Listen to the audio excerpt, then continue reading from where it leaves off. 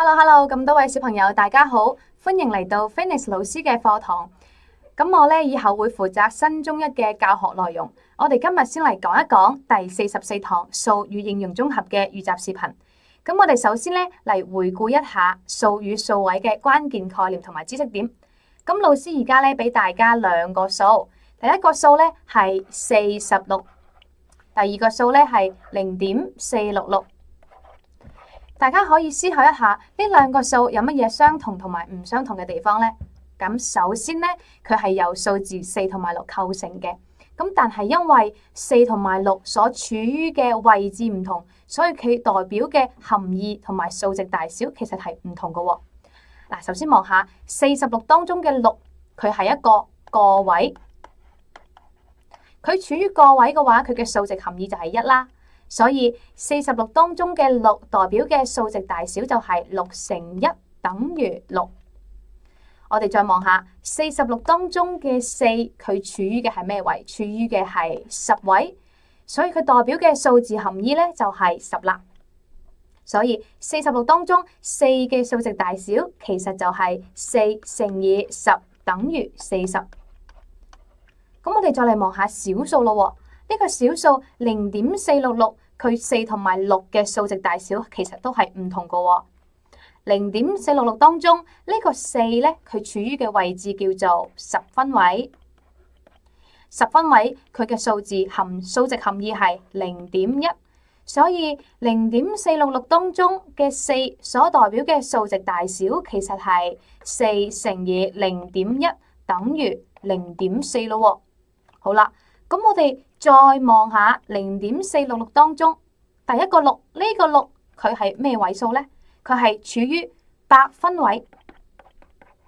百分位所代表嘅數字含義就係0.01，所以0.46當中百分位嘅6，佢嘅數值大小係用6乘以0.01等於0.06嘅。好啦，0.466佢有兩個6喎。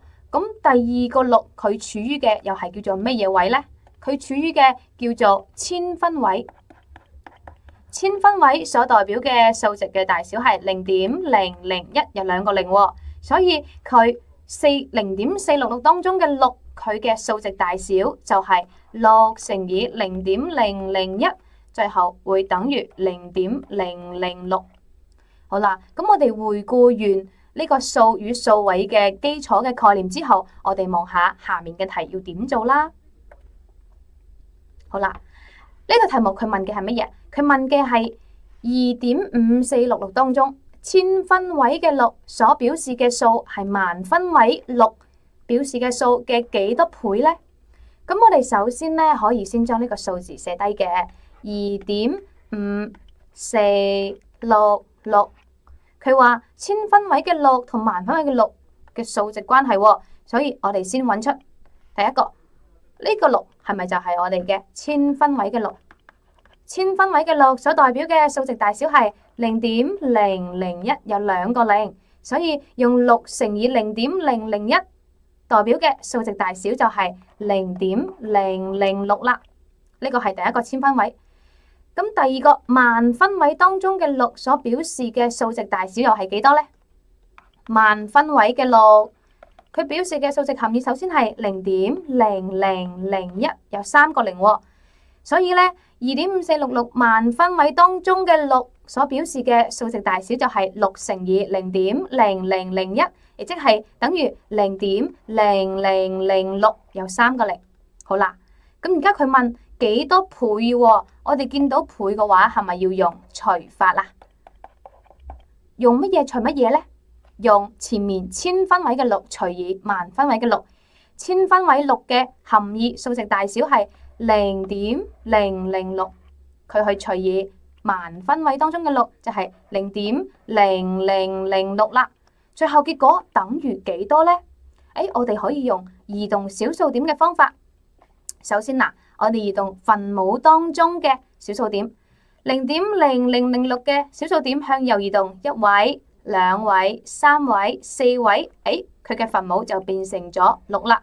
咁分子呢，我哋都要移動4位喎。好，嚟移動咯喎，1、2、3、移動咗4位，咁呢個第3位我哋要補翻個0，咁上面嘅分子就變成咗60啦。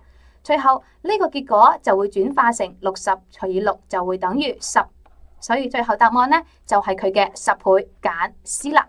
唔知大家學識未呢？咁我哋今日嘅預習視頻就到此為止啦，咁我哋下次再見啦，拜拜。